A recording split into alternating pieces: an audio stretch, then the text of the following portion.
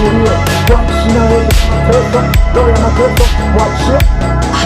Achia maisha mama huyo ndani ya mwaka huu, ndani ya mwezi huu, kwa jina la Yesu. Hiyo roho ya mauti ninaongea nayo, nisitaka kuondoka right now. Kugarikisha wendapo katika moto hutateketea, wala mwali wa moto hautakuunguza. Bwana Yesu asifiwe sana. Biblia inasema upitapo katika maji mengi hayatakugarikisha, kwa maana Mungu yupo pamoja nawe. Kwa unapokuwa katika jaribu, sio kwa maana ni